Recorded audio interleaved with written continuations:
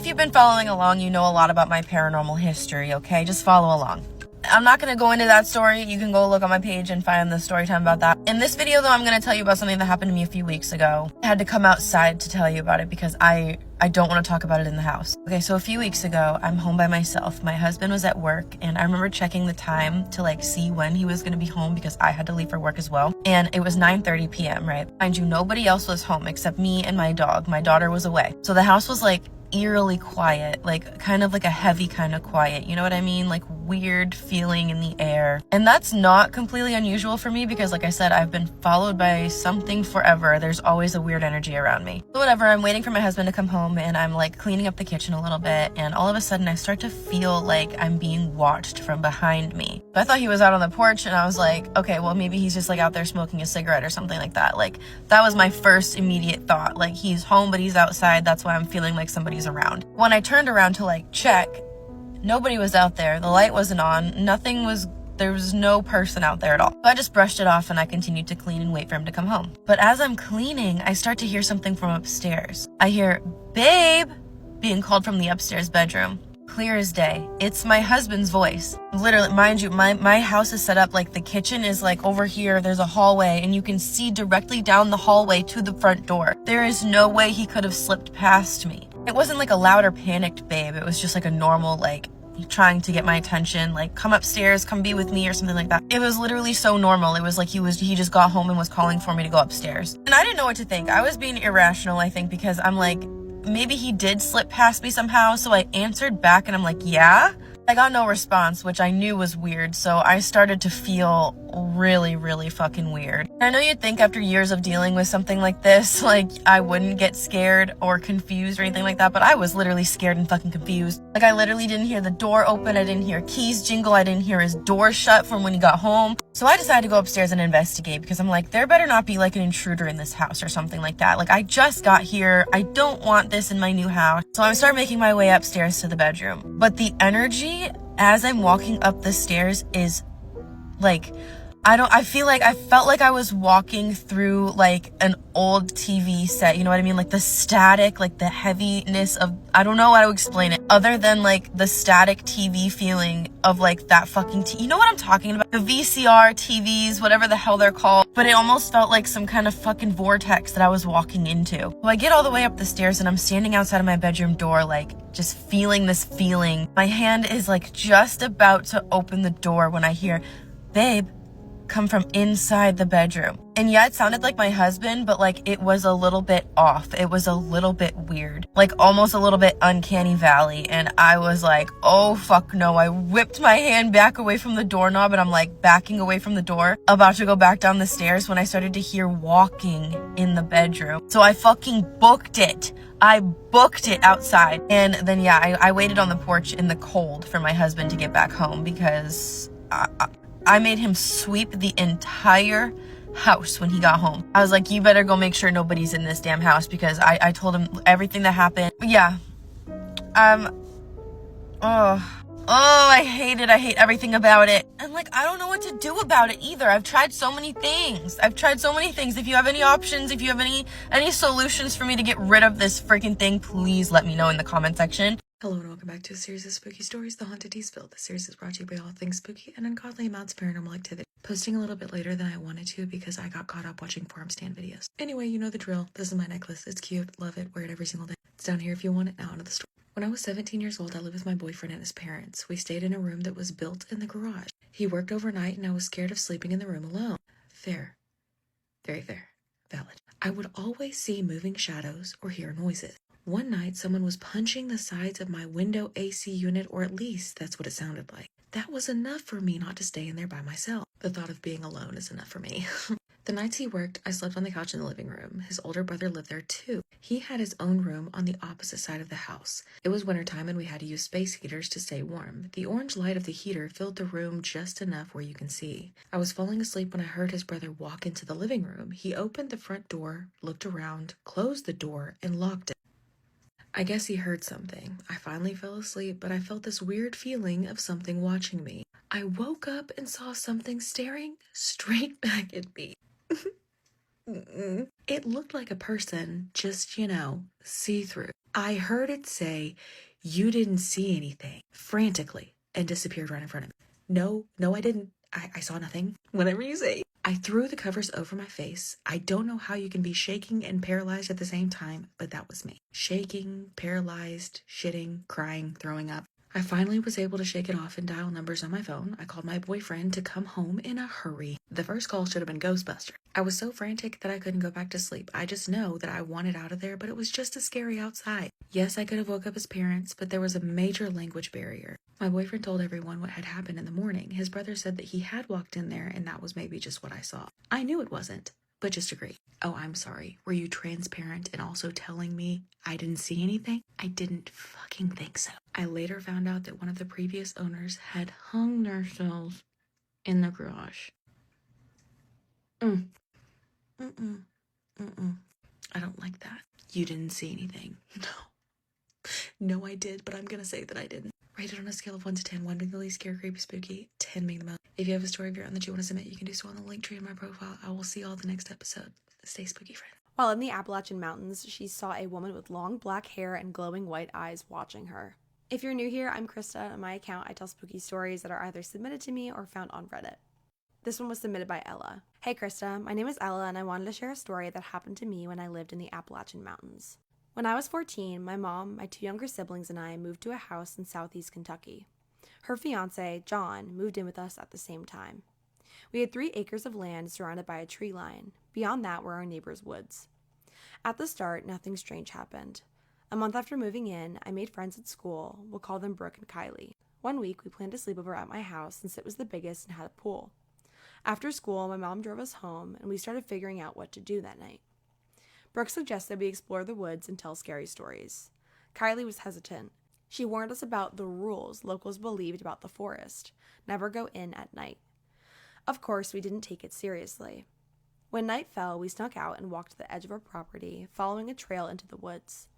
Eventually, we found an old abandoned church. We brought a little alcohol and some pre-rolls to get the night going.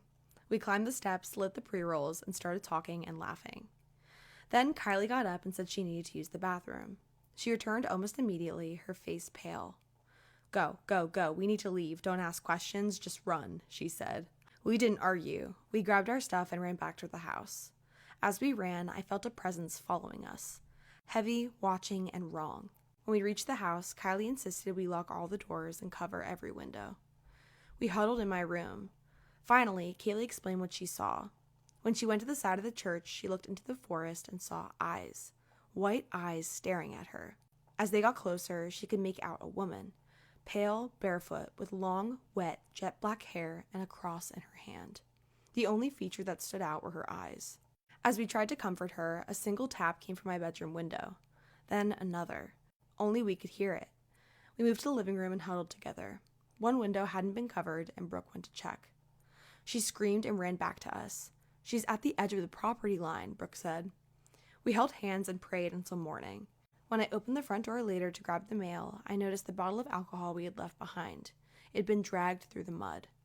I tossed it in the trash, never saying a word about it to Brooke or Kylie. A year later, we were still best friends, but my parents sold the house and we moved back to Cincinnati. I've never told my parents what happened, and now I know. 1, never go into those woods. 2, never acknowledge a being's presence. And 3, always lock your doors and close your blinds. You never know what's watching. I feel like this is one of the most common themes, like when people know of the rules of the mountains and they don't really do anything about it and they're like, whatever, we'll be fine. The fact that they went and found an old abandoned church in the Appalachian Mountains, like that is, I think that's like the last place I'd ever want to be, ever in the world. If you guys have any stories you'd like me to read, please email them to me and I will get to them if I can, and I will see you in the next one. What would you do if your boyfriend came home from a hunting trip and he seemed normal during the day and then completely different at night? This is Scared with Jess, and today's story is about a woman who says that her boyfriend went on a hunting trip, but he brought something back with him. I've told pieces of this story before, but never all of it straight through, mostly because people hear hunting trip and came back different and immediately tune out. I'm not saying he was possessed. I'm saying something happened to him, and after he got back, nights in that house stopped feeling safe. This was about 5 years ago. My boyfriend then, his name was Nate, and he went on a weekend hunting trip with two of his cousins. They did that every fall. It was normal for them. He left Friday morning, texted me once that afternoon, and then didn't hear much until Sunday evening when he came back. At first, he just seemed worn out. He looked bad, honestly, not like he was drunk or hungover, more like he'd been sick and hadn't recovered. His eyes looked sunken in, and his face had that flat, tired look people get when they haven't slept enough. I asked if he was okay, and he said the weekend had been rough, and one of the nights they barely slept because of the rain and some problem with where they were staying. Fine, that tracked. He showered, he ate a little, and he went to bed. The first weird thing happened that same night. I woke up around 2, and he wasn't in bed. I found him in the kitchen, standing by the sink with a glass of water in his hand. No lights on except the stove clock. He was just standing there. I asked what he was doing, and he looked at me like I'd interrupted him in the middle of something important. Then he blinked and said he couldn't sleep. It should have stayed something small, but it didn't. Over the next week, he started getting up almost every night, sometimes for water, and sometimes I'd hear him downstairs moving around. Once I found him standing at the back door looking out into the yard. I asked him what he was looking at, and he said he thought he heard something. During the day, he still acted enough like himself that I kept talking myself out of being scared. He went to work, he answered all my texts, and he joked around with me. He just felt thinner somehow. Not only physically, but as a person. Like less of him was there. Then one night I woke up and he was already near my face. That is still the worst part for me. I opened my eyes because I could feel somebody there, and Nate was kneeling beside the bed. His face was so close to mine that I could hear him breathing through his nose. His mouth was hanging open, way too wide, not like a yawn, open. He was staring straight at me. I jerked backwards so hard I hit the headboard. I said his name, and then I asked what he was doing. He didn't answer. He just blinked. And then slowly he got up, turned, and walked out of the room without saying anything at all. He left the bedroom door wide open behind him. I sat there frozen, listening. A few seconds later, I heard the basement door open. Then from close to where the basement stairs were, I heard him whisper my name. That was the first time I locked the bedroom door.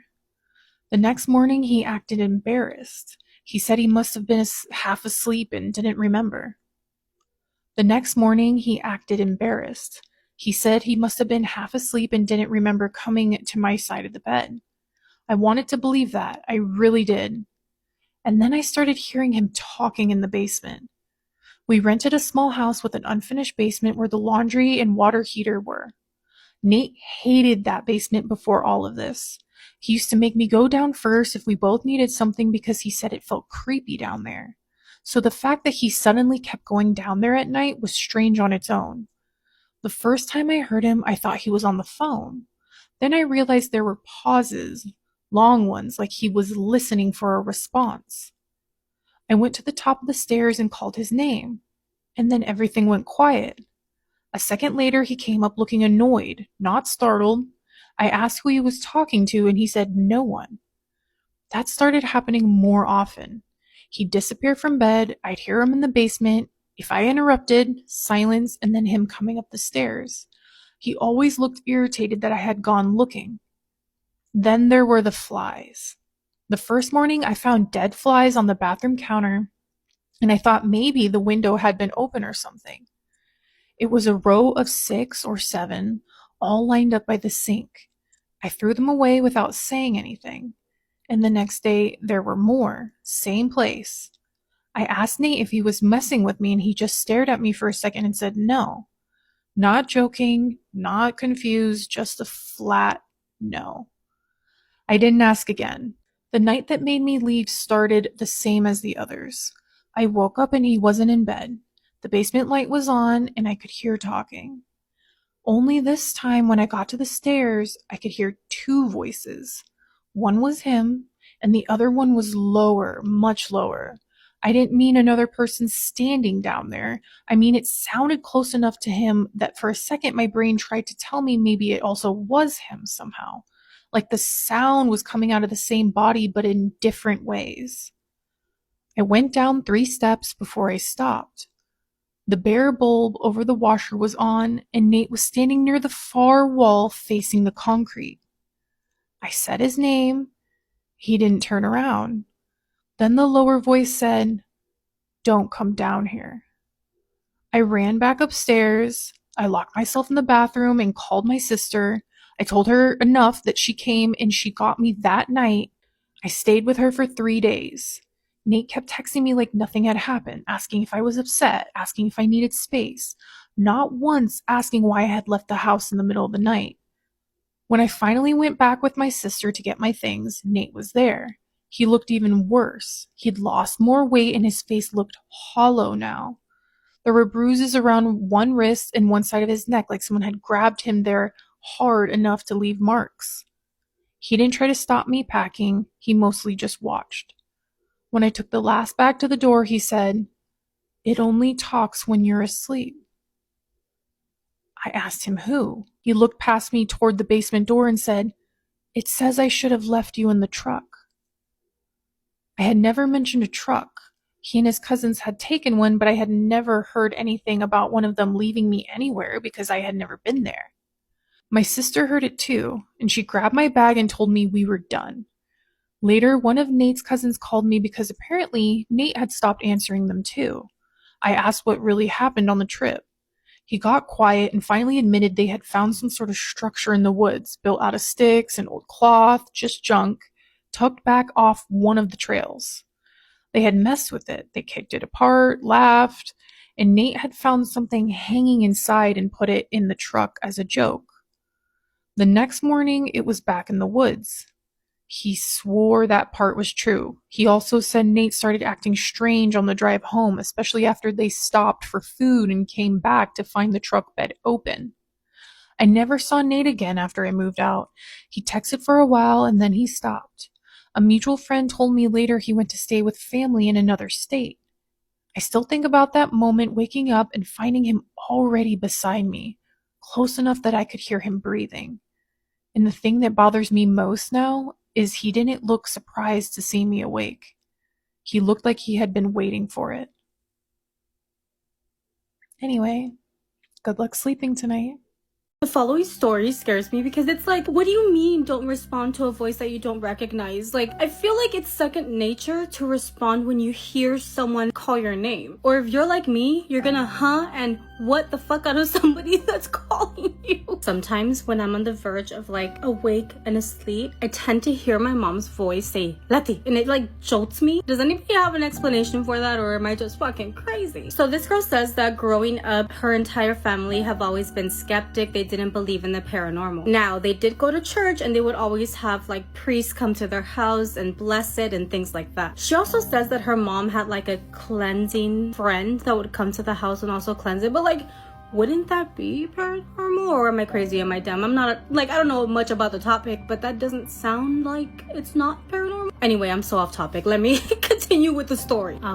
So this girl says that she would ask her mom why she would have those kind of rituals where her friend would come over and cleanse the house, but her mom would ignore her and just basically never give her a straight answer about the topic. Okay, makes sense now. She says that her dad was a truck driver, so most nights he would not be home. If anything, he would be home like 1 or 2 days a week. At the time, her mom also suffered from insomnia, so most nights she would actually accompany her mom so that she didn't feel lonely, or sometimes she would just stay up herself and wouldn't be in the same room as her, but she just wanted her mom to feel comfort knowing that somebody else was awake with her. So there was one night where she didn't stay up with her mom and she ended up going to sleep, but she was awoken by someone calling out her name. She said that it didn't sound evil, it sounded very maternal. So after somebody called her name, she then said that she felt really soft hands touching her face, but the only thing was that the hands were really, really cold. She said that these hands touching her face were very delicate. They weren't trying to harm her, but she felt how cold they were on her face. Eventually, she did fall back to sleep. immediately, but then she got jolted awake because she heard her name being screamed out from the first floor of the house. She opened the door to her bedroom and she started walking towards the hallway where the stairs were going to lead down to the first floor. So as she's walking closer and closer to where she can take the steps down, she was listening to where the TV was on, but it almost sounded like somebody was switching the channels. She tried to rush because she thought that maybe her mom was down there and she had called her and she really needed her for something. When she gets to the third step trying to go down the stairs, she realizes that it's dark down there. The TV was not on and she couldn't see anything. In that moment, she got really scared, so she decided to go back up the stairs to go back into her bedroom. However, the moment where she turns around and she's about to go up the stairs again, she realizes that the TV in the living room turned on. She turned to look into the living room and that is where she sees it. There is a little boy sitting on the couch looking up at her and smiling at her. Mind you, she has never seen this little boy ever in life. She said that she doesn't know how she did it because in that moment she was so scared she felt like she was paralyzed, but somehow she was able to run into her bedroom, get underneath the covers, and she just started praying. She couldn't tell anybody what happened. She didn't know how to tell anybody what had happened, but the following morning the dad was already gonna go back to work, and as her and her mom and her sibling were saying goodbye to the dad by the front door, all three of them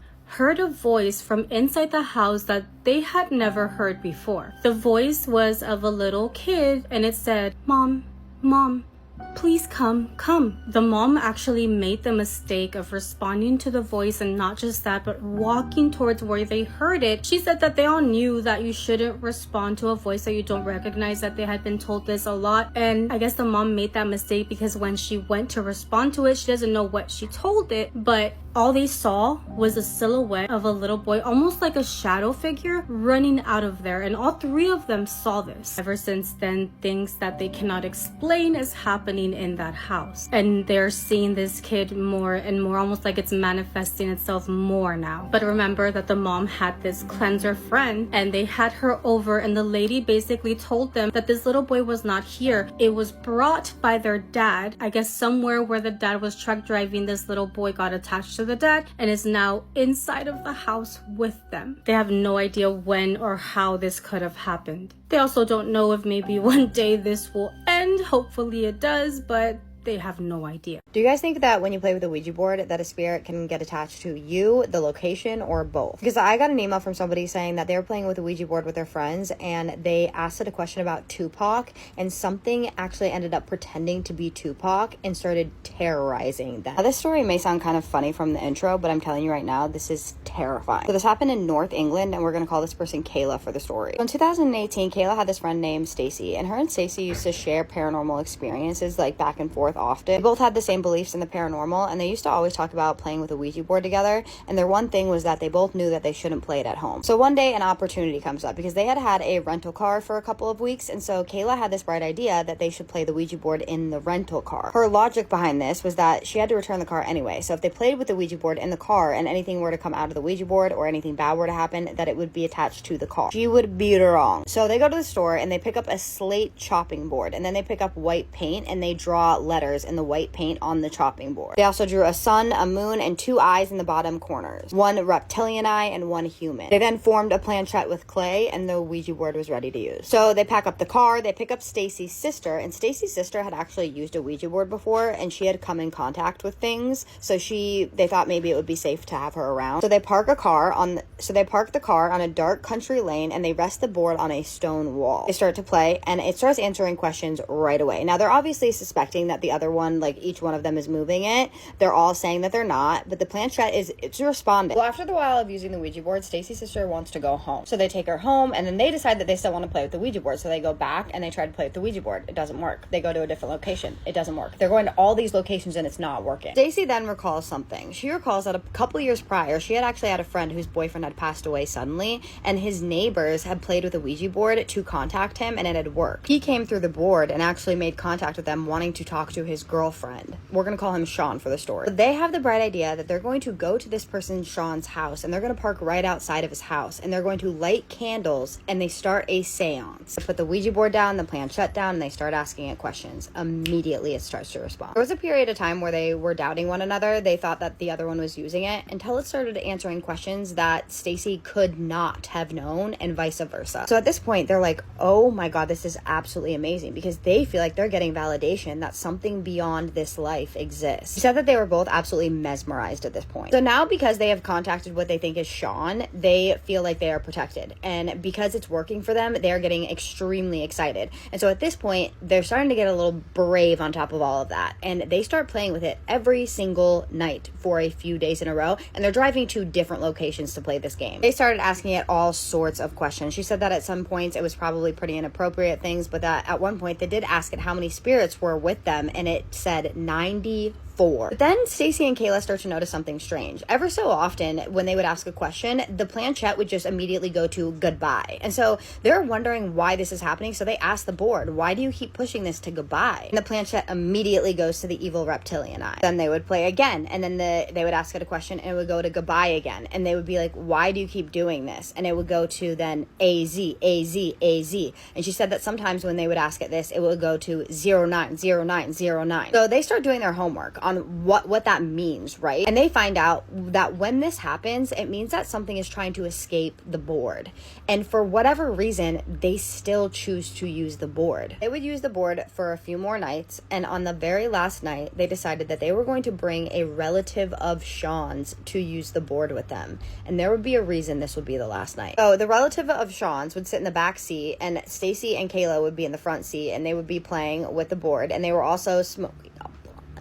And they were just like chilling. They started asking it all sorts of stuff. They're asking about Tupac. They're asking it about Biggie. At this point, hours had passed. Tons of things have been asked on several different topics. Now, they had forgotten that they had even asked for him in the first place. So this kind of freaked them out a little bit. She did say at this point that she never thought that they summoned Tupac, that they knew that whatever this was being dishonest and was just playing with that. But at this point, they kind of decide that it's enough, because they just don't have a good feeling about what is going on. And so they decide to end the session. So they end the session and they get out of the car. And they're standing next to the car talking to each other when all of a sudden they see the headlights of the car come off of the car with such force that it hits the ground and shatters both headlights. And then all of a sudden the car radio just turns on full blast, and it is playing a song, a Tupac song. She said the song was called Holler If You Hear Me, and she said that this was not a typical song to be broadcasted on the UK radio in the middle of the week. Nobody touched the radio. They weren't even in the car. There was no explanation for this whatsoever. So they all gather the pieces of the headlights off of the ground, and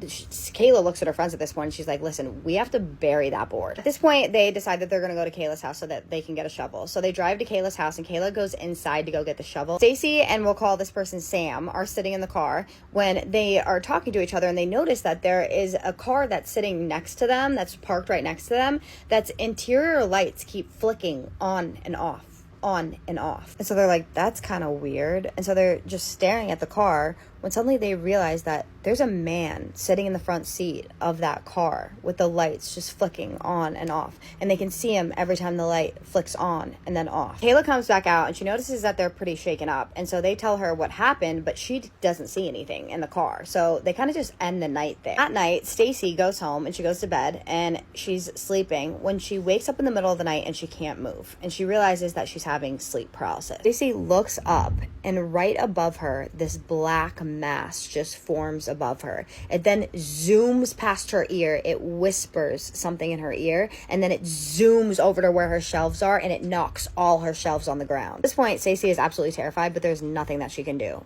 when she hears something by her door. And she looks over, and there's her niece standing at her door, except for her niece is crouched down like this, like hunched over, and her body is like contorted like this, and she's just pointing at the shelves. Now, I guess after a couple minutes of this, Stacy is able to move, and she gets up and she looks over at her shelves, and all of her shelves are knocked on the ground. So she asks her niece if she came into her room, and her niece doesn't remember coming into her room, but she also doesn't remember what that thing whispered to her. But the shelves were on the ground, from her sleep paralysis. Well, a couple days go by and Kayla is driving to her dad's house, and she had a 7-year-old brother. And as she's pulling up to her dad's house, she sees her 7-year-old brother at the top window, and her 7-year-old brother is waving at her. So she waves back, she pulls into the driveway, and she walks into the house, and her 7-year-old brother comes running down the stairs. And the first thing that he says to her before anything else is, "Where's your friend?" So Kayla's like, What friend? I didn't come with anybody. And he was like, "Yes, you did. The man in the suit. I saw him next to you in the car." She said that her brother genuinely thought that she was lying to him or trying to play a trick on him when she was like, "Listen, there was no one in the car with me." And he never knew about the Ouija board. Obviously, he was only 7. She didn't tell him. And she said that to this day, this still haunts her, the whole entire thing. So what did you guys think about that story?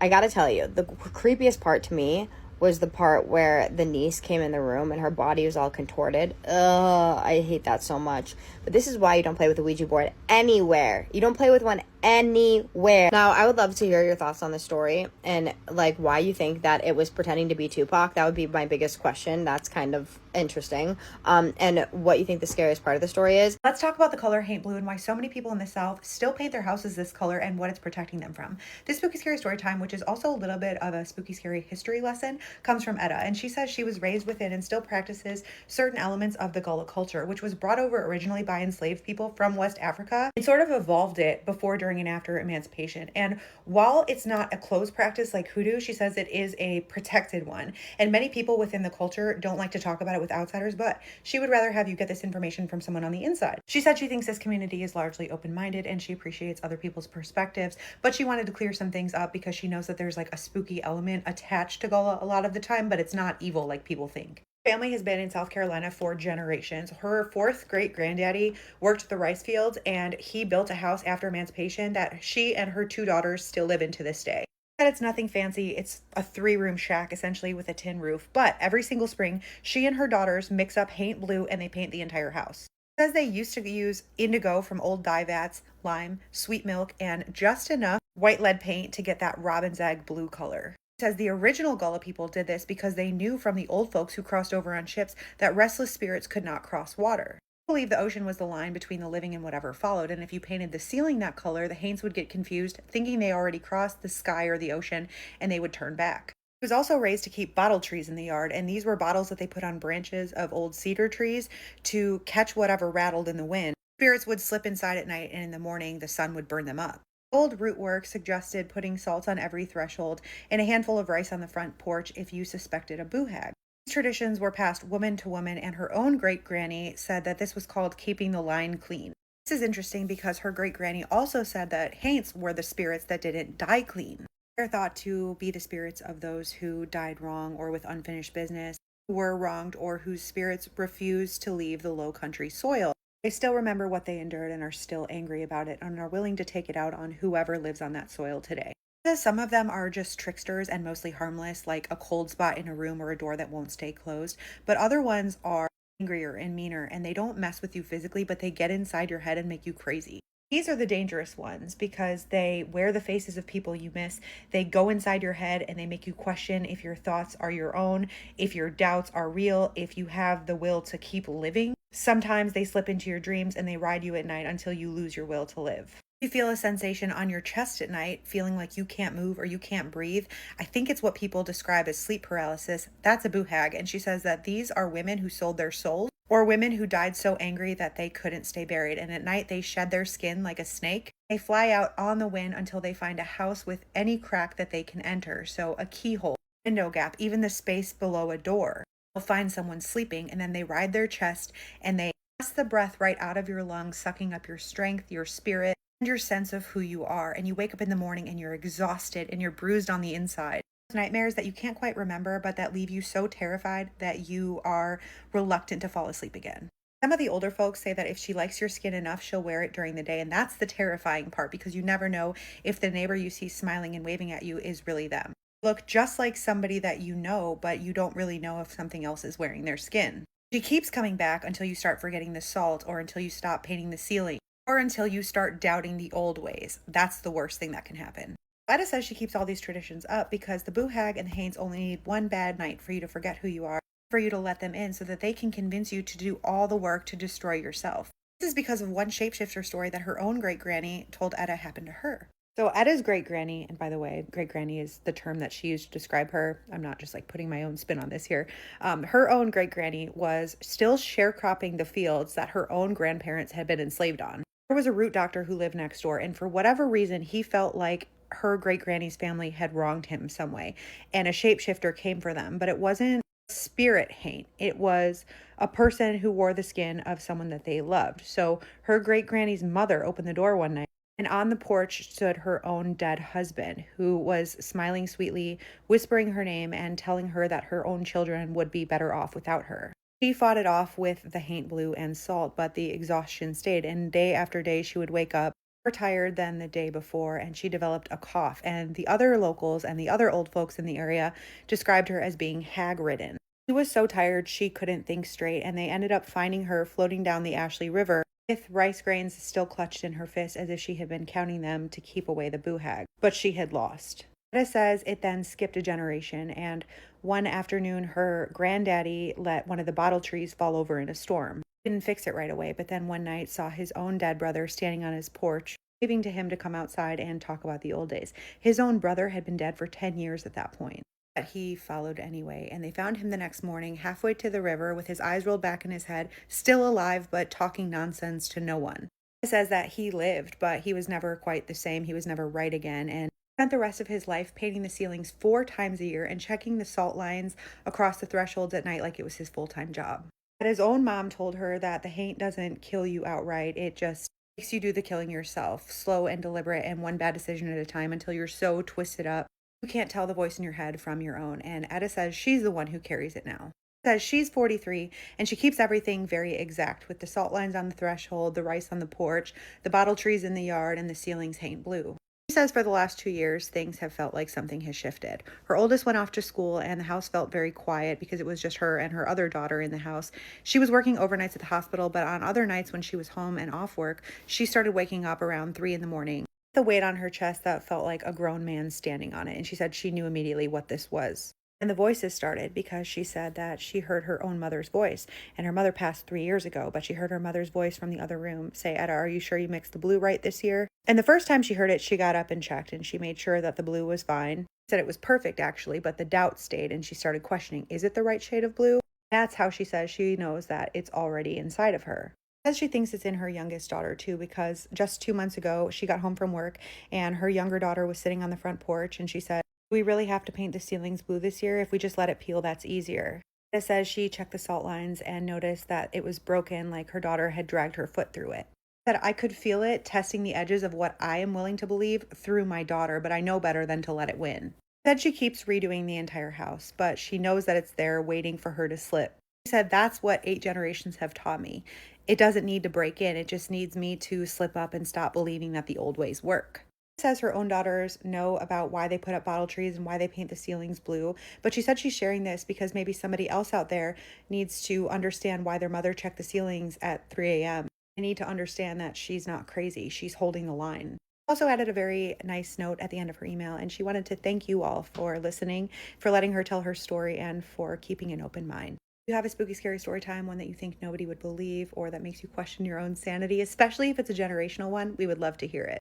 Vampires on Florida's Space Coast. That was the subject line of an email I received from someone who said that there have been a number of victims who have turned up along Florida's Space Coast over the years, and these deaths have been ruled suspicious by investigators. A lot of these cases are still open, and the person who sent this message said that he moved there in 2013 and had a very unsettling experience of his own late at night on the beach. And I'm going to tell you his experience, but he also pointed out a number of cases that he said that I should look at, because he believes that these cases being clustered so close together point at something more sinister going on in the area. Whether it's vampires or not, I'm not going to speculate. Okay, I'm just going to present the information and then I'm going to tell you what he said. The person who sent this story says that he lives just south of Canaveral where they launch the rockets, and he can actually see the rocket launches from his driveway. He's just east of Melbourne.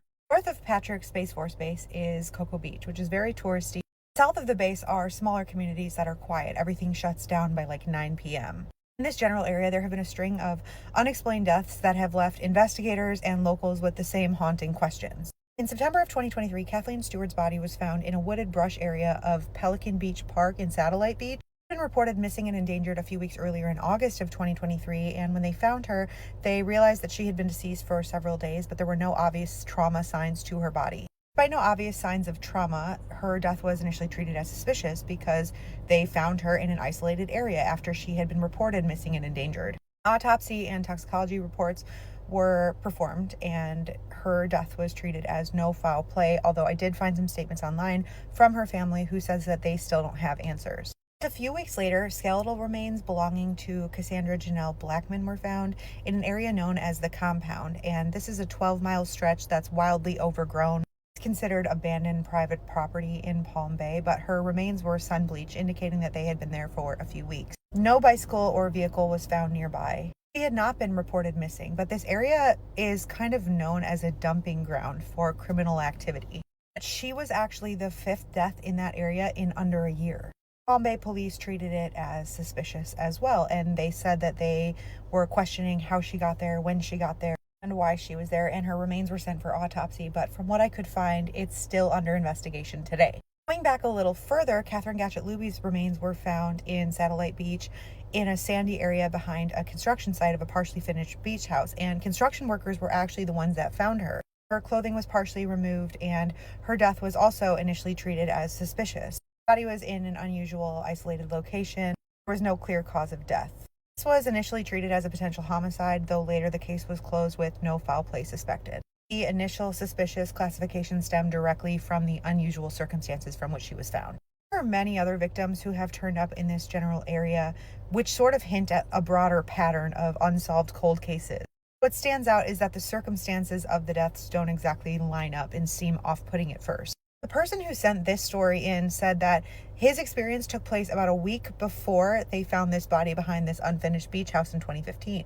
He had been in this habit of taking his bicycle out in the middle of the night and going for rides up along the beach because he just had trouble sleeping. It's only about a half mile from the beach, and he said the area where he lives is pretty unique in that there's no condos built up to the water. A long time ago, the landowners had set up land grants to keep most of this area undeveloped. In fact, the area is actually unusually well protected during hurricane watches because natural dunes act as a barrier because they haven't been disturbed for construction. With that in mind, on a sleepless night, he was out riding his bike. It was about 1 a.m, and he stopped and he chained his bike in a parking lot and walked down to the water. Though this particular beach park where he stopped is relatively small, it's also unusually dark because they keep the lighting low as to not disturb the nesting sea turtles, even though Highway A1A is only a few hundred yards away from these dunes. And as he walked down to the water, he was completely alone. He realized when he locked up his bike that there were no other cars in the lot, and as far as he could see down the coast, north and south, there were no other people. He said he was sort of lost in his own thoughts as he walked onto the water and let his feet sink into the sand.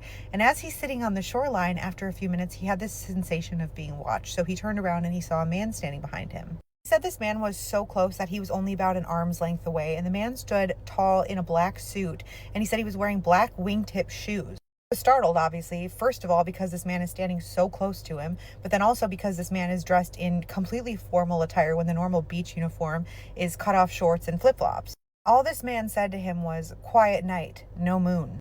He pointed at the sky, and the person who sent this story said that he followed his gesture and he looked up and he realized that there wasn't a moon, or that it wasn't visible.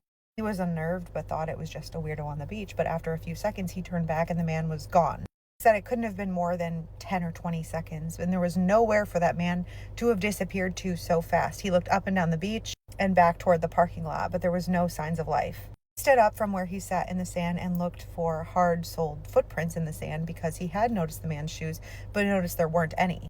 The beach was smooth other than his own footprints that he had made just a few minutes earlier, but he headed back toward his bike. He said that he half expected to see the man standing in the parking lot, but the parking lot was still deserted.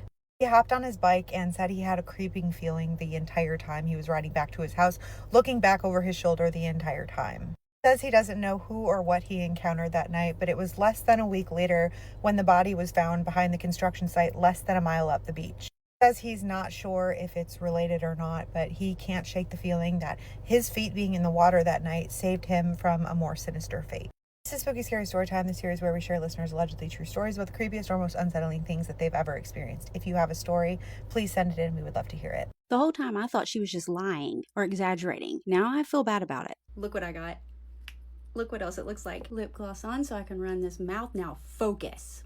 Scary story time, Fright Night Files. TikTok, this is lip gloss. It's not anything I'm not supposed to have. So listen, back in college, I worked at Six Flags at Kentucky Kingdom in Louisville, Kentucky.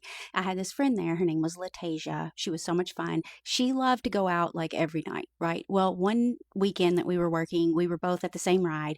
She came in and she looked like rough, like she'd had a rough night. I'm like, girl, what'd you do? You know, whatever. And I was like, you were out late last night? She was like, no, the smiling man is back. I'm like, who's that? Like, what? Like, who's the smiling man? I had no idea what she was talking about. Never heard anything about it. So then she goes on to describe this guy that shows up in her room. She said that he's pale white, never wears a shirt. He smiles great big and he has these glowing eyes. I'm like, ugh, you know, that's rough. And she's like, yeah, I've been seeing him since I was a kid. And she said he started like at the far end of the room. And then as the years went by, he would get closer and closer. And then she said he got like so close that he would like point at her and smile. And then she'd scream for her dad or throw something or like, you know, hide under the covers and he would go away. Right. Well, she said that that night, the night before, that made her look so rough. I'm like stumbling all over, but there's a reason, listen, because she said he like put both hands on the bed and she had one of those like furry blanket things that kind of left the handprints in it. So when she screamed for her dad came in, the handprints were there. So the dad thought she had like some guy in her house because we were like 19 at the time, you know, so he thought she was like, well, why would I yell at you to tell you that I had a guy in the house? Like, it made no sense, right? I just kind of blew it off. I just thought it was because, you know, she was like maybe having like nightmares or something like that until last night. I'm scrolling on my FYP and I see this girl that's talking about her boyfriend or fiance. I think it's his fiance has these dreams and she described that guy, that thing. And I'm like, oh my God, like no way. Now, you know, the Hat Man like has been seen all over, right? By everyone all across the world. But I had never, ever, and all the things that I've read and researched and stuff for like the past 3 years, never once found another story about the glowing eyes, smiley, shirtless guy man until yesterday. So then I'm reading the comments and it's like, oh, it's like a hypnagogic or something hallucination where it's like your nightmares are like projected where you're kind of asleep, kind of like sleep paralysis type of thing. But how, right? How is it that specific? How is that specific? And I wish I still had her number. I don't. That was so long ago. I mean, so long ago. But I wonder if she still sees him or how close did he get? Because she said he was progressively getting closer. So now I'm so freaked out and I wish I could find her. Maybe she'll see this and I can apologize. I'm sorry I didn't believe you. All right, guys, this story is so bizarre and I'm interested in seeing what you think was going on here. The man telling the story says that when he was about 13 years old, him and his family moved into this relatively new house. It was about 3 years old. So they'd been living there for about 2 years at the time, and he said he was pretty comfortable there. He said that their house was out in the woods and they had goats and chickens. And the only thing that was kind of out of the ordinary was this really weird old shack right at the edge of the property. It was very small and much older than the house that they lived in, even older than the neighbor's house. He and his sister were always pretty creeped out by it, so they generally kept their distance, but on one day they decided to get a little bit brave. So they headed out to the shack, and he said it took a few minutes because it was a pretty decent walk to the edge of the property. As they cautiously approach, they start to hear this whispering sound. It was hard to make out if it was coming from inside of the shack or almost just like all around them. So just as they approach the door of the shack, a big piece of wood fell over inside and they fled back to their house. Fast forward now, it's the middle of the night and he was awakened, and when he turned his head to look next to his bed, there was a face staring at him right up against his. He is absolutely frozen in fear and he's not moving. He's just staring at this thing and this thing is staring back at him. He said it felt like an eternity and then all of a sudden it just said, "Go to the shack," and then disappeared. Okay, so fast forward again to the next morning. He goes and tells his sister what happened to him and she is sick to her stomach because she says the exact same thing happened to her. Can you freaking imagine? So they decide they're gonna go check out the shack again, which I'm pretty sure I absolutely would not. So they gathered up the courage and they headed out of the house. As they approached the woods and then entered it, he said that that initial feeling of fear and uneasiness like they would have before was somehow gone now. And listen to this. As they got deeper into the woods to where the shack was, they could not find it. It was just totally gone, as if it never had existed in the first place. He said they were very familiar with the property. They had passed by this thing many times. They knew exactly where they were going, and it was just not there. Not even any rubble or dirt or any areas where there was no foliage where something would have been. Just gone. And it still bothers them to this day. Like, what the heck was that? Tell me, what are your thoughts? This is almost like Paranormal meets Glitch in the Matrix. Drop them in the comments. And if you have your own creepy story, you gotta share it, and definitely follow for more creepy story time. We're talking about a boy that had his whole life ruined all because he stole some food from a corner store. I'm gonna go ahead and just read the email. Hi Tati, I have been going back and forth on whether I wanted to send you this, but after seeing all your brujeria story times, I know that you're the type of person who would understand. This happened to someone that I know personally. Let's call him Mateo. He was about 14 years old at the time. He lived in a really small town with his mom Rosa and his older brother Javier. They were struggling financially pretty bad. Like, his mom was doing everything she could, but still it wasn't enough. One day Mateo went into a small convenience store nearby and tried to steal some food. He ended up getting caught, but the owner, this older woman named Doña Elvira, didn't react the way that you would expect. She didn't yell at him. She didn't call the police. She just looked at him and said, "I know who your mother is." That was it. Mateo panicked and ran home, thinking it was only a matter of time before his mom would find out. But the days went by and nothing happened. Until one afternoon, there was a knock at the door, and there his mom opened it, and it was her, Doña Elvira. Mateo said his stomach dropped, like he already knew he was done for, but instead she smiled. She told his mom that she could see how hard she was working as she wanted to help. She brought a big box of food, of canned goods, rice, beans, all the stuff that they usually ate, and told her that she would come back every week with more food. Her explanation was that she had a lot of food that would go bad at her store, and that before it expired, she'd rather it go to someone who actually needs it. At first, it was honestly like a blessing, but then things started to fall apart. Javier, my older brother, was going out one night with a bunch of his friends when he ended up being unalived by a drive-by. After that, everything in the home changed. His mom fell into a deep depression and the house felt heavy all the time. Like the air itself was wrong. And then Mateo started to get sick. It started with stomach pain, but it got worse fast. He couldn't eat, he had no energy, and he started seeing things like shadows. Then one day, his grandmother, Carmen, came to visit out of state. The second she walked in, she stopped and said, "Something feels wrong here." She took one look at Mateo and said that what he was going through was not normal. Like, it wasn't like your normal sickness, like it was more. She ended up calling someone that she knew to come and do a cleansing. During it, they gave Mateo this drink, and within minutes of him drinking it, he started to throw up violently. It wasn't like your normal throw up. He was throwing up worms over and over again, and this thick black substance that didn't even look real, and it had an awful foul smell. That's when the person doing the cleansing asked his mom a very specific question: has anyone been bringing food into this house? At first she said no, but then she started to think a little bit further, and that's when she remembered the woman, the weekly food, Doña Elvira. They went through everything in the kitchen, and after that they found cans that looked like they had been opened and sealed again. Some of the food had strange smell they hadn't noticed before. That's when it hit them. Whatever was happening, it wasn't random. So they cleansed everything, the house, the food, Mateo, everything, and they took whatever was left and returned it. After that, things started to shift in the home. Mateo slowly got better, and the heaviness in the house lifted. And the shadows, they were all completely gone. Like, completely. He never saw anything again in the house. But here's the part that still doesn't sit right with me. Not long after they returned the food, they just left it on her doorstep, and they returned all of like the brujeria that she had done to the family. Doña Elvira had a massive stroke. This stroke was so bad that it left her completely non-verbal. I just realized what time it is. I actually have to go to work, but when I get out of work, I'll try to finish the story. This stroke was so bad that I ended up leaving her completely non-verbal. She couldn't talk, and she also couldn't move. Like, she lost all movement, so she was confined to a wheelchair. After she went back home, Doña Elvira couldn't take care of the store anymore because she couldn't move. So one of her relatives actually took over and started taking care of the store. One day, a group of men went into the store and robbed it. Like, they took a bunch of stuff and completely destroyed it.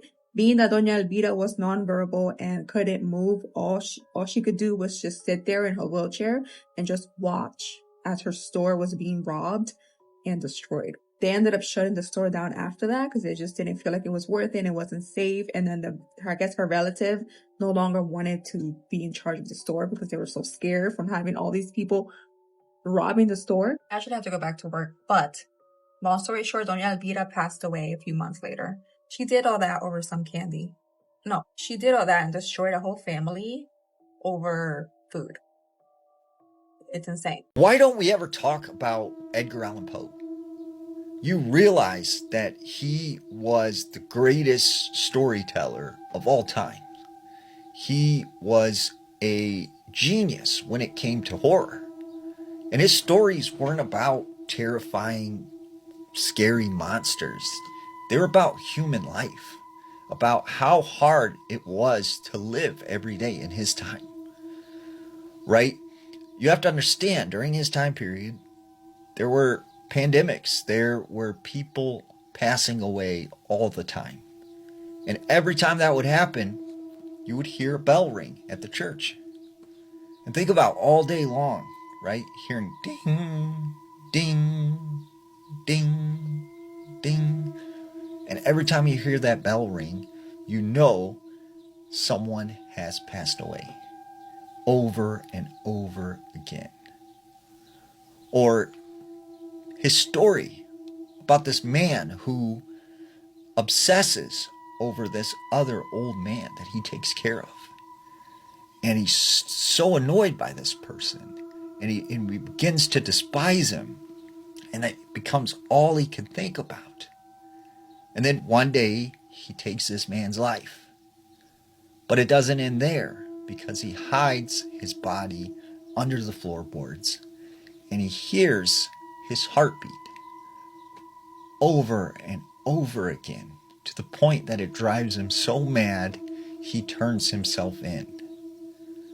Or the story of Bernice, a man who is watching his sick wife slowly pass away. And as she deteriorates and as she starts to look different, the only thing he notices about her is her teeth stay the same. And he fixates on those teeth and he becomes obsessed. And then one night, in a trance, he finds that he has taken Bernice's life and he's ripped out her teeth because he is so obsessed and fascinated with these things. Or the story of the raven, where his wife passes away, and every night the memory of her comes to him like a raven, like a ghost, and tortures him. Lenore, Lenore, over and over again, reminding him of what happened. And you see, Edgar Allan Poe showed what true human fear actually was. You know what's creepy about space? It is unimaginably quiet. If you were to go into space, you couldn't hear anything. It is completely silent. If you were to scream, no one around you would hear you. And you wouldn't even hear yourself. It's also really dark. Completely dark. Because there's nothing for light to reflect off of. So imagine being in this lifeless vacuum where you can't see anything, you can't hear anything. But that's not even the scariest part. It is extremely cold and extremely hot throughout space. It can get to negative 500 degrees Fahrenheit.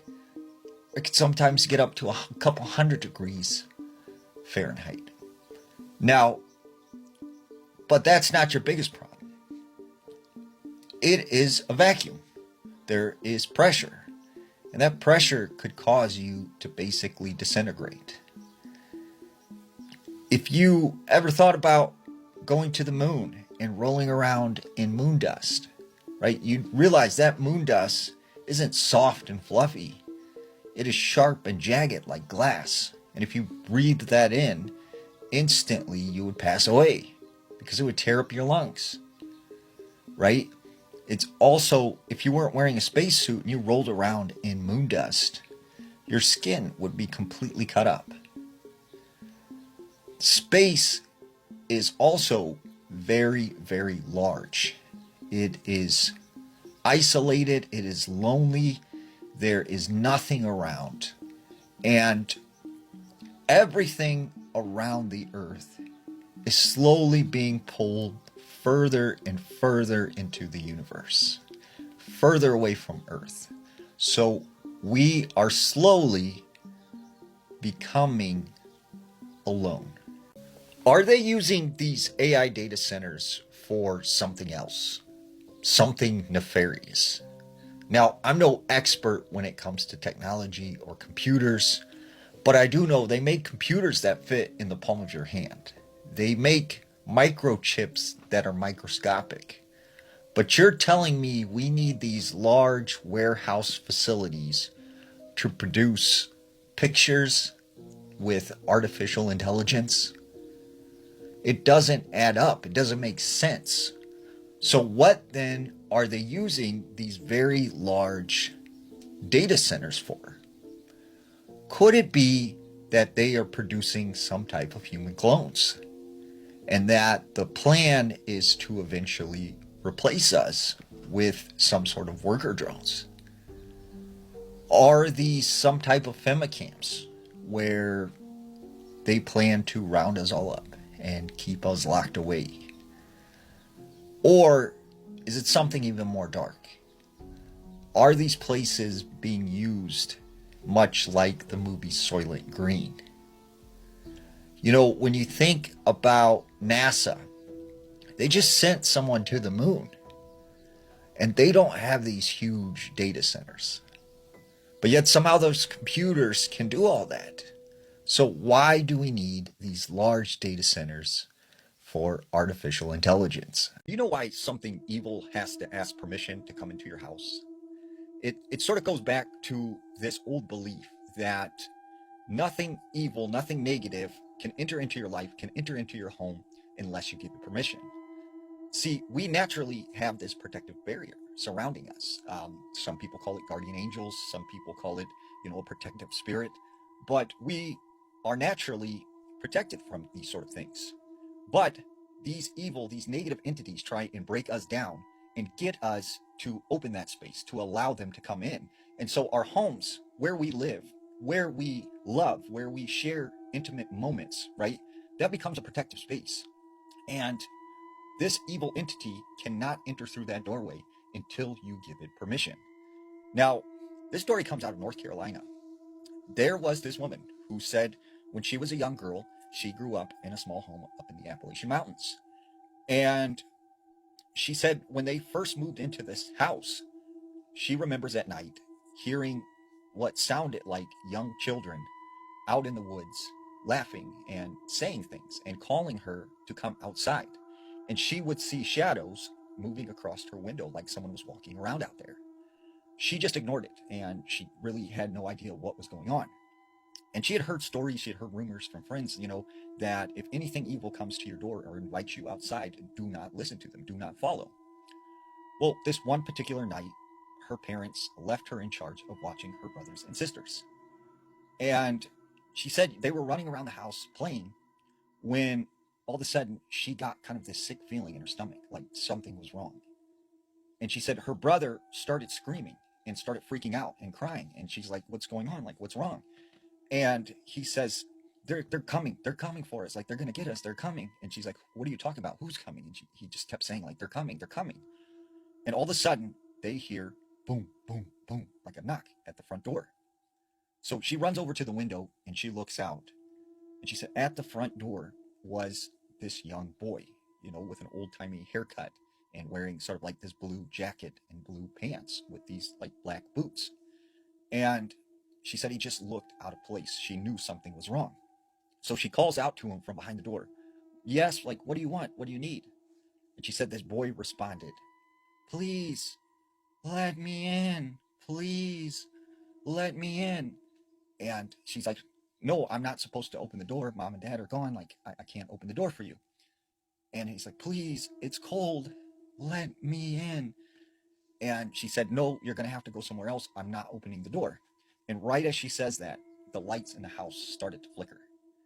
And she said she took her brothers and sisters, they ran into their mother's room, and she closed the door, and they all just started praying. And finally their parents got home, and they felt safe again. And she said within a couple weeks, it was all over this town that there was a young kid who disappeared. And she felt like that had something to do with whoever was knocking on the door that night. Might have known the story of real-life boogeyman. I was leaving work around midnight and somebody that I didn't know was standing right next to my car. I used to work closing shifts at a small restaurant downtown. We'd usually lock up around midnight, sometimes it was a little later just depending on how busy it was, and then I would walk out to my car alone and the parking lot was back behind the building. It was always super quiet back there, nobody else was ever really in that parking lot. So one night I went and I closed up and it was around 12:40 p.m. and I locked the doors and I turned off all the lights and that was that. As I walked out, I immediately felt it, like that feeling where you're not alone when you should be alone. And I started to walk towards my car and I tried brushing off this feeling like I was just really tired. Anyways, I got a little closer and then I stopped and I could see somebody was standing right next to my car. They weren't trying to get in the car, they weren't moving, they were faced away from me but leaning on my car. And so I just kind of yelled and I was like, hey, that's my car. And they didn't move and they didn't look at me. So that's when I pulled out my phone and I pretended like I was going to call somebody. And they moved off of my car, but they weren't leaving. They started to walk toward me, slow, deliberate. And it was really hard to make out their face because the light post was behind them. So it made their face dark, right? And as they started to walk toward me, I said, hey, I'm calling the police. And then they stopped. And they still were facing me. And they just kind of tilted their head a little bit. That's when they said something that made my guts drop. And they said my name. I don't know who this person is. They don't look familiar to me. I started fumbling. And I went behind me to go unlock the restaurant and hide back in there. And that's when I could hear them walking up behind me very fast. As I got inside, I locked the door immediately and I checked the glass. And nobody was there. Every noise had stopped. I sat in there for about 20 minutes until I worked up the courage to go back out. And I went back out. My car was normal. There was nobody else around it. I got in my car and I looked down at the passenger seat and there was a receipt sitting there. It was from the restaurant. It had my name on it and the timestamp was 12:42. 2 minutes after I had already locked up and left. So here's the question. How did they know my name and how did they get that receipt? We are back with another Trini Paranormal, Trini Scary Story, Trini Folklore for you today. And today we are talking about indigenous folklore. And this particular indigenous folklore is in regards to the Pitch Lake of Trinidad and Tobago. So before the land was called Trinidad and Tobago, Trinidad, it was called Irie, which is land of the hummingbird. And this name was given by the indigenous people because of the variety of hummingbirds that live in Trinidad. Now, the hummingbirds were seen as highly sacred and spiritual, and they were seen as their ancestors that reincarnated into these hummingbirds, right? So, hummingbirds were seen as very important to their spiritual practice. Now, there was a tribe in Labre called the Chima tribe, and they went into war, or they went into battle with another tribe, and they had a significant victory. Now, when they had the victory, they decided to celebrate. And guess what they did? They killed and ate the hummingbirds. They're believed to be ancestors. And not only did they eat the meat of the hummingbird, but they also used the feathers to decorate themselves as they celebrated their victory. Now, their feathered god got really upset. And as punishment, he told the earth to open up the Pitch Lake and swallow the entire village. Now, many people believed the story because when they were excavating certain parts or digging up in certain areas in the Pitch Lake, what they found were indigenous artifacts in and around the Pitch Lake, as well as a prehistoric sloth tooth. So that's pretty cool. But yes, have you ever heard the story of how the Pitch Lake became the Pitch Lake by the indigenous people? Get ready with me while I tell you guys this ghost story. This story was sent into my email, and if you have any ghost stories, paranormal encounters, or scary stories that you want to share, you can send them to the email in my bio. I still have nightmares about this, and it happened over 16 years ago. When I was younger, my family moved into a house near to my grandpa, and at the time, I thought it was perfect. I had my own room for the first time. I could decorate it however I wanted, stay up a little later, watch movies in bed. It felt like freedom. For a while, I loved it. But that feeling didn't last, because not long after we moved in, things started happening. Small things at first, the kind of things you try to brush off, noises you can't explain, moments where the house just feels a little too quiet.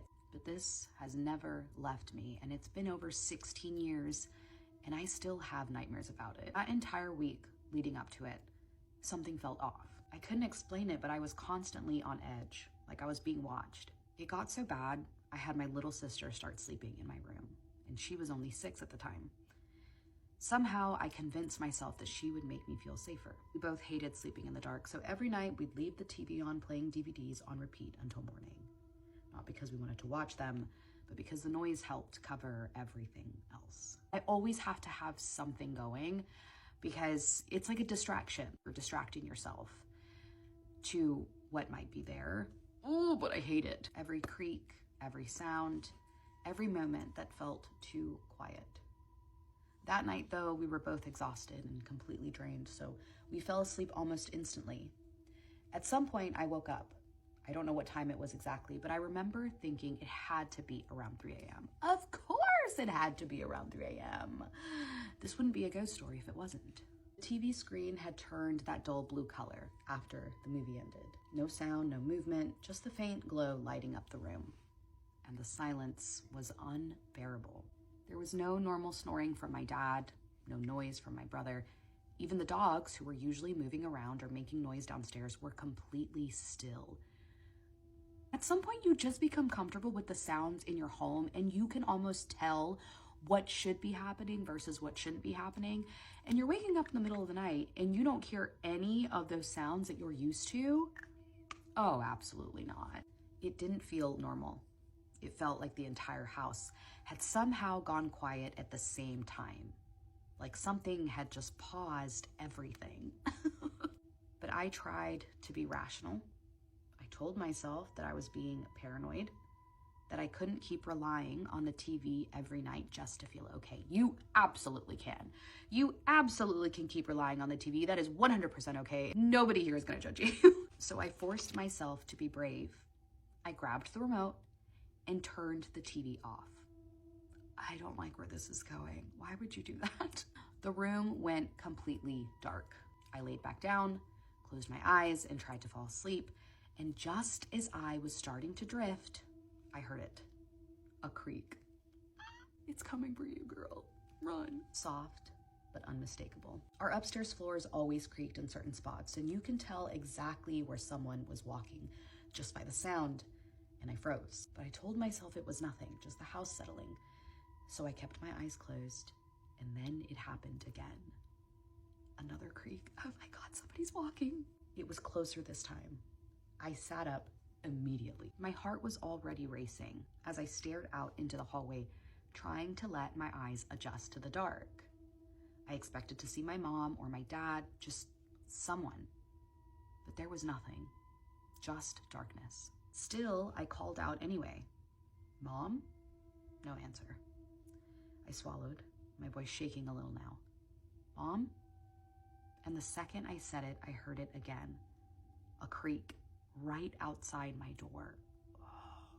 And then nothing. Like whoever or whatever it was had stopped right at the doorway. Oh my God. I couldn't see anything, but I could feel it. Standing there right outside my room. I kept staring, willing my eyes to adjust, hoping, begging to see a silhouette, a shape, anything that would make sense, but there was nothing. Just darkness. And then, no. I hate it, and then it moved. What moved? I heard the floor creak again, this time inside my room. One step and then another, slow, deliberate, each step louder than the last as I got closer to my bed. I couldn't breathe, I couldn't move. All I could do was listen. Creak, creak, creak, until it stopped right in front of me at the foot of my bed. And then silence, but it wasn't empty. The room felt heavy and thick, like the air itself had changed, and I knew something was there, standing right in front of me, watching me, like it was waiting for something. I didn't know what to do. I didn't know how long it stood there. Seconds, minutes, I don't know. It felt like forever, but I couldn't take it anymore.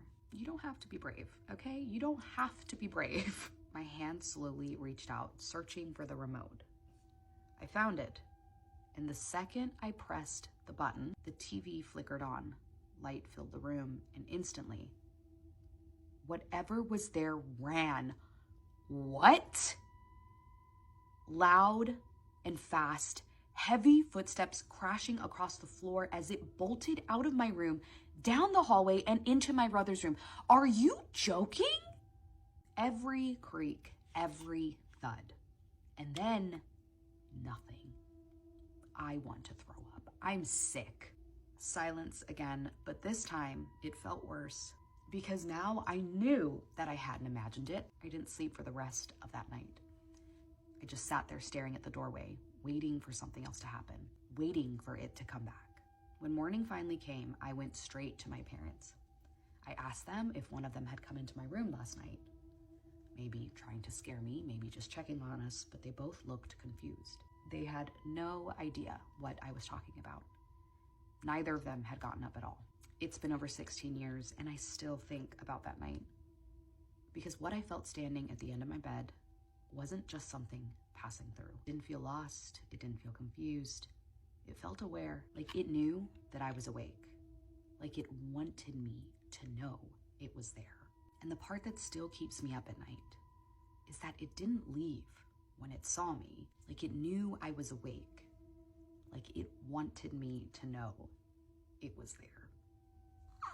This is the story of the most unsettling, unsolved murder case in German history. In 1922, deep in the Bavarian countryside, someone brutally wiped out an entire family on a remote German farm with a Mattock, a farming tool, kind of like a heavy iron pickaxe. And then instead of running, the killer stayed on that farm for days, eating their food, feeding their animals, keeping the fire burning like nothing had happened at all. And to this day, over 100 years later, no one knows who did it. So on a lonely little farm called Hinterkaifeck, tucked behind a dense stretch of forest on the edge of a small Bavarian village, lived a family of 6 people. You had the head of the household, a 63-year-old man named Andreas Gruber, his 72-year-old wife, Kazalia, and their daughter Victoria, who was 35, widowed, and raising her 2 younger children on the farm alongside her parents. Those children were a 7-year-old girl, also named Kazalia, and a 2-year-old little boy named Joseph. And then the 6th person living in that house was a maid, a woman named Crescent Rager, who had been hired to help run the household. And Crescent was the first person to say out loud that something was very wrong inside that house. See, as Crescent went about her work each day, cleaning the rooms, working in the kitchen, moving throughout the halls, she kept hearing these sounds coming from the attic. And at first, she probably tried to push it out her mind, you know, because old farmhouses make noise, and she didn't want to be the woman who got spooked from a creaking ceiling. But the longer she stayed, the harder it became to explain, because what she was hearing wasn't just creaking. It moved from one end of the ceiling all the way to another, the way someone's foot move when they're pacing back and forth up there in the dark. And the moment she'd stop what she was doing and call out, "Hey, is anyone there?" it would go completely quiet. It was like whatever was up there knew she was listening. This happened over and over, the footsteps, the sounds she couldn't explain. And after months of this, Crescent had genuinely convinced herself that the farmhouse was haunted, that something was always watching her. So one day, pale as a ghost, she packed her bags, walked out the job, and never came back. Now, when Andreas heard all of this, he was not impressed at all. Partly because now he had to scramble to find a replacement maid on short notice, which on its own is a whole headache. But more than that, he flatly refused to entertain what Crescence was saying. As far as he was concerned, she was just an anxious woman who allowed the isolation of the farm, the creaks of the old beams, the pressures of hard work get in her head. It was nothing more than a nervous woman looking for an excuse to quit. But even after she left, the weirdness didn't stop. In fact, it got worse. A few months later, Andreas was standing in the yard when he spotted something lying on the ground that shouldn't have been there at all. A newspaper he didn't recognize and didn't remember buying. He figured maybe someone in the family had left it outside, so he went around asking his wife, Victoria, everybody, but they all said no. And when he looked more closely at it, he could see that it was printed from Munich, which was a city roughly about 45 minutes away. A city none of them recently visited or had any real connection to, which was weird. So Andreas decided that the most reasonable explanation was that the postman had dropped it off at the wrong address. And so he went and asked him directly, only to be more confused when the postman swore up and down that this was not his. Now, most people would have been deeply alarmed by this, but Andreas just chalked it up as something weird and moved on with his day. But then something happened that was a lot harder to just wave off. Just days before the murders, there was a snowstorm, and as Andreas was walking the property the way he always did after bad weather, he looked down and stopped cold. There were footprints pressed into the fresh snow.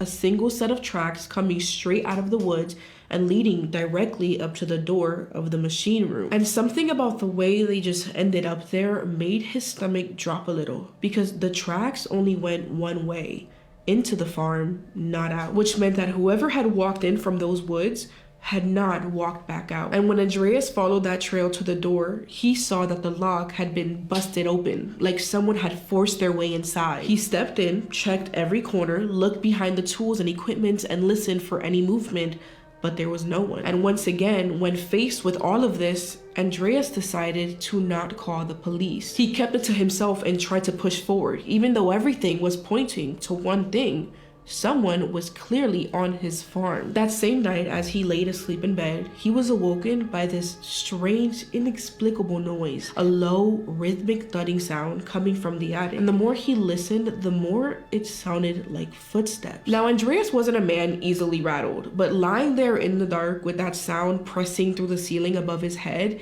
even he couldn't fully push the feeling that somebody was up there. So he got himself out of bed and went to check. And as he swept his eyes left to right of every corner in that attic, he saw nothing. And so, thinking it was probably just the wind or something, he went back to sleep. Not long after that, on March 30th, 1922, just one day before Andreas and his whole family would be murdered, the house keys suddenly went missing. Andreas turned the farmhouse inside out and couldn't find them anywhere. And while he was searching, he found something else that stopped him. Fresh scratches on the iron lock of the tool shed. These thin, sharp gouges of metal that had not been there before. It was as if someone had recently tried to pick it open. By this point, Andreas had started complaining to the neighbors about everything. The footsteps, the broken lock, the newspaper, the missing keys, the scratches. And the neighbors looked at each other and basically said, "Look, remember the maid who said the place was haunted and she quit?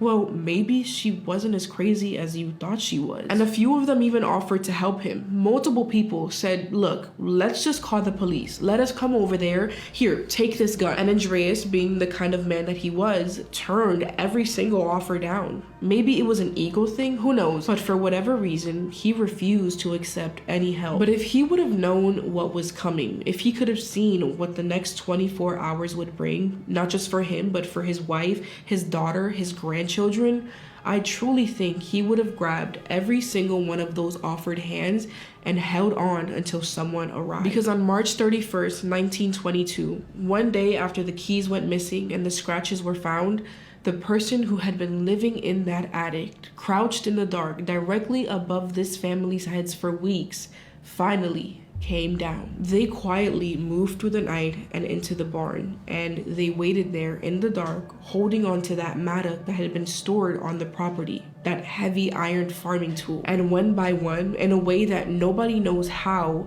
they lured members of the Gruber family inside. The moment each one of them stepped through the darkness of that barn, the killer struck them in the head. Andreas went first, then his wife Kazalia, and then Victoria, and finally Victoria's 7-year-old daughter, little Kazalia. When it was over, the killer stacked all 4 bodies on top of each other and covered them with hay and an old wooden door, and walked back through the stable and into the house. In Victoria's room, 2-year-old Joseph was still in his crib, and the killer delivered a single blow and kept moving. And then the killer made their way to the very last room in the house, where a woman named Maria was most likely asleep.